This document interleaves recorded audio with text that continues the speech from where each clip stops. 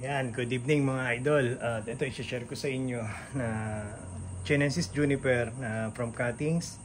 So ito ay tinanim ko ng October 2017. So bali ilang taon na rin siya. Kaya lang siya ganyan kalaki. Ito nyo, ayun lang yung tronco niya dahil masyadong nahirapan sa layout yung puno.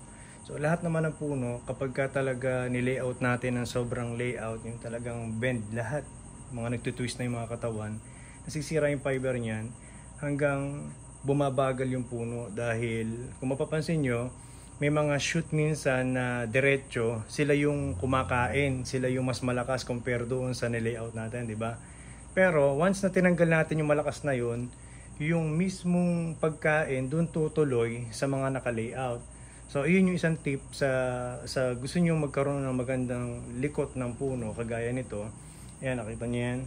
Ayan, nakalikot yan. Ito, hindi lang halata kasi madumi. So, ayan, dikit na dikit yan yung bali niya, no? Ayan, dikit na dikit. Nakabali talagang ganyan. Tapos pumunta doon. Tapos, share ko sa inyo. Ayan siya mga idol, oh. Ayan, nakita niyo? Yan yung layout ng Juniper. Ayan. So papalakihin pa natin yan. Kaya mataas yung bend nito. Kasi gagawin ko siyang small size. Tapos gagawa tayo ng gin dyan sa taas. Tapos ito pa. Nakita nyo to. Ito yung healthy ng Juniper. Ayan. Hindi siya pumuputok yung dahon. So, pakita ko sa inyo. Kukuha ko ng isang dahon na hindi siya pumuputok at yung mahina na dahon.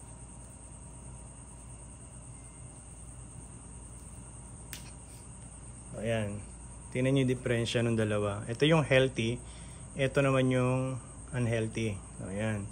Ngayon, sa pagtatanim ng Juniper, ito yung maganda itanim compare dito. Napakatagal niyan.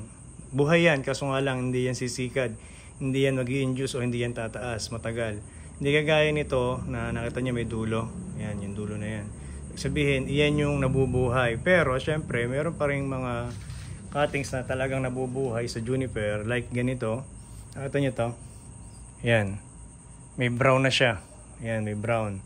So ito, sure na to na mabubuhay to. Tapos yun, dun nga sa mga tinuturo ko sa pagtanim ng Juniper, lagi nyong titignan yung mga post ko doon na binablog sa pagtanim ng cuttings.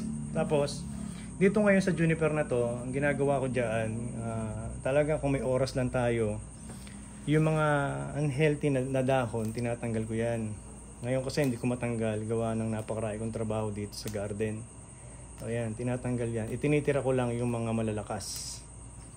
Ito niyan. Yan, kahit kamayin nyo lang, walang kaso yan.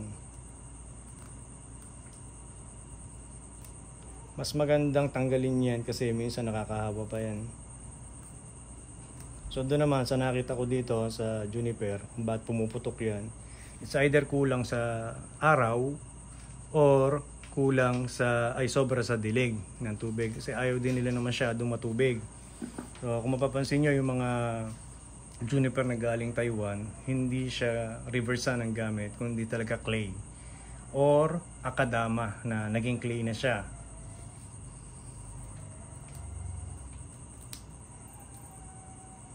Sipin nyo 2017 ko tinanim to. Tapos ito na siya ngayon. Kung ito hindi naka-layout to, diretso lang. Ang laki na nito. Ayan. Meron akong gagawin dito eh. Kaya ipinasok ko dito. So pinag-iisipan natin mabuti. Bago natin tirahin.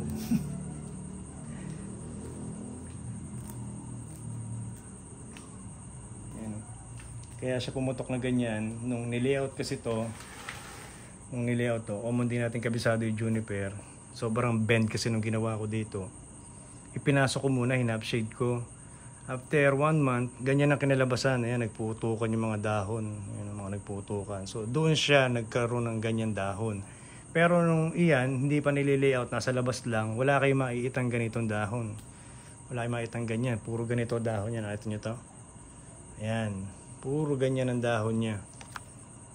So, doon sa pag-aaral ko na sa Juniper, mas gusto talaga niya full sunlight. Sobrang lakas niya. Tapos napakalakas niya sa fertilizer. Gustong gusto niya fertilizer na ibinibigay ko na 16-20-0 sa kanya. Sobra. Grabe. Ngayon, kaya siya nagkaganyan na naman. Ginagawa kasi yung pader doon sa kabila. Nandito sa mga buong bonsai ko nasa ilalim. Nasilong na naman siya, kaya nagkaganyan. Basta lahat ng nasisilong, nagkakaganyan ng dahon. Ayan. Ngayon, kung meron kayong oras na tanggalin yan, mas maganda para mapasukan ng araw yung loob at hindi magkaganyan yung dahon. Yun yung nakikita ko sa kanya, sa juniper.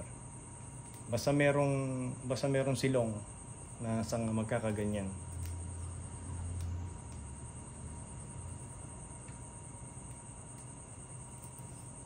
Dapat talaga matyaga tayo sa pagbobonsai.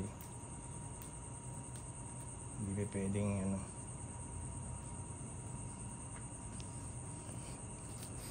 Tapos ito nyo, nung una kasi wala akong rice tape noon, late na dumating. Dapat rice tape yan eh. Pwede naman gamitin tong electrical tape. Basta pag nakita niya kasi sobrang higpit niyan, pwedeng bumakat yan. So nagtry ako, buhay naman, hindi naman siya namatay, hindi siya nag-die back.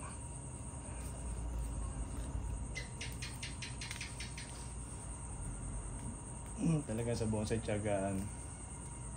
Ito kasi yung kinakailangan natin maparami sa Pilipinas. Para sa susunod, hindi na tayo bibili sa kanila, meron na dito sa Pilipinas.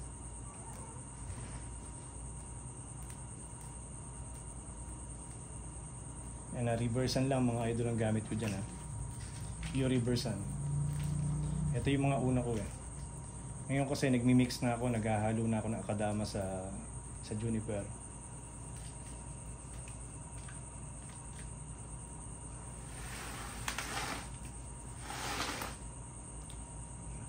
Ito umuna to, yung parte na to. I-compress pa natin yan. So ginawa muna natin ang ganyan layout para hindi siya masyadong mabigla. Susunod dyan, pagka nilayout to, ko-compress na yan. Yung parang magiging coil na siya. Gaya ng mga sa Taiwan. So, dun sa mga bumili sa akin ng juniper, shout out sa inyo. Paramihin nyo yan at darating ang panahon, tayo rin ang magtutulungan pagdating sa pagbebenta niyan. At sana lahat ng meron maging agresibo din sa pagtatanim para lumaganap ang juniper sa Pilipinas.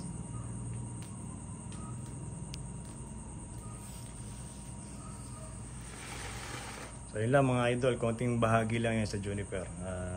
Marami pa tayong pag-aaralan dito. Matagal-tagal na aralin tong juniper. Iyon.